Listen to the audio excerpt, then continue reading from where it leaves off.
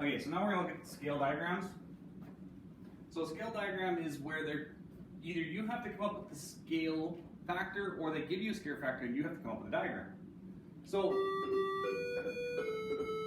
lunchtime.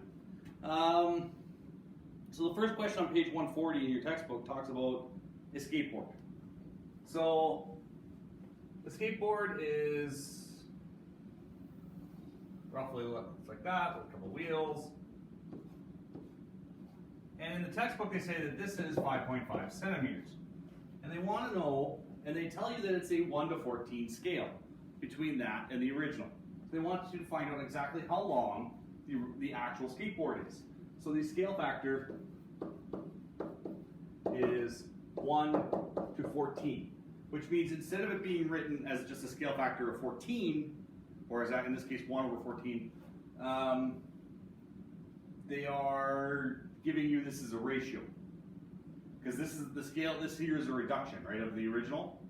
So the scale factor here would be 1 over 14. So when you're drawing that, this is the image, and this number represents the original.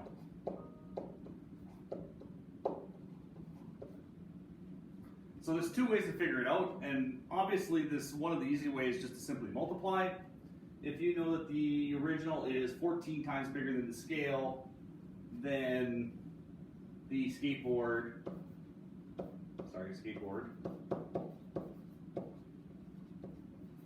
would be 5.5 centimeters times 14. And if you hammer it in your calculator or check the textbook or whatever, you turn out that this is 77 centimeters. That's the easy way. If you see that right away, good for you. If not, you can run what's called, you get a fraction. So the other way to do this is 1 over 14 equals 5.5 over x. Now the book uses y, I don't like y, so I put x. And in this case, both the top here, these are both images. Image, and that's the image, and this is the original. That one and that one are the original. Doesn't matter what order you do these in, as long as you keep both images on top, or both originals at the bottom, or the other way around doesn't matter. Now, if you cross multiply, x times 1 is still x. 14 times 5.5 is still 77 centimeters. You get 77 centimeters. I don't care how you do it. It works all great both ways. So on the next page, on page 141, they start giving you, trying to figure out the scale factors. So I like using the mapping question, so I can use the mapping question on the bottom of the page. So this is example 2, page 141. Again, if you have any problems with this, give me a call at school, rewind it. I don't care how you do it. Make sure you're learning what you're doing. It says on a map, there's a plane flies from Dawson City to Whitehorse, and the actual flying distance is 540 kilometers. So from Whitehorse, oops, actually it's the other way around. From Dawson City to Whitehorse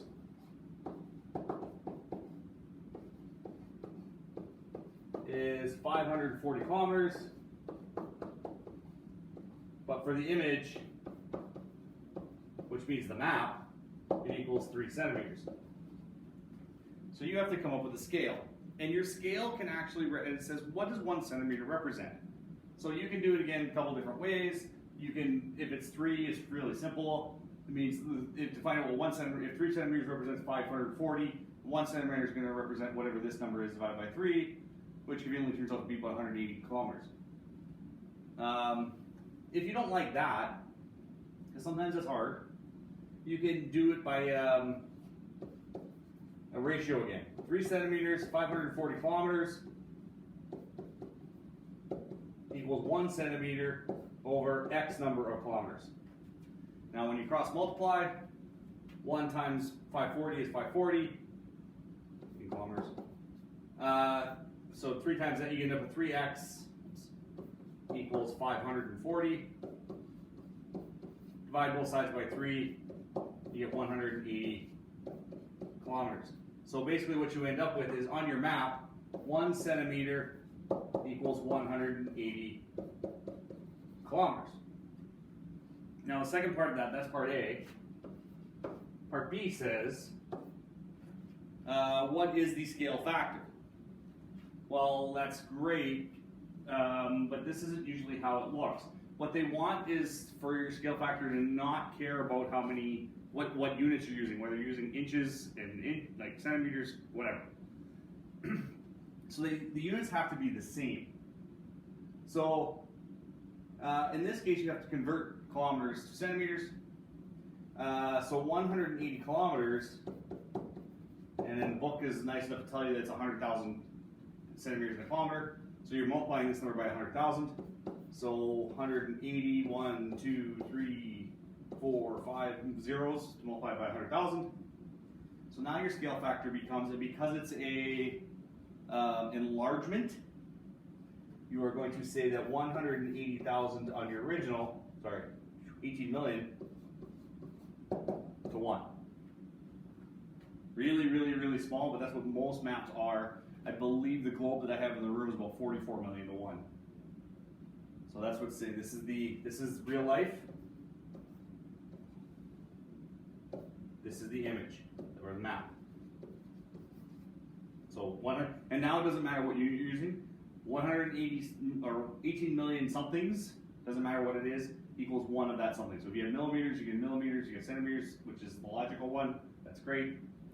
If you have inches, it's a little weird because you end up with 180 million inches, so on and so forth.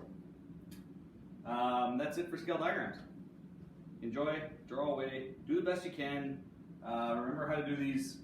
Again, if you want to use common sense and logic, that's great. If you know that something is 3 times bigger, then you have to multiply everything by 3.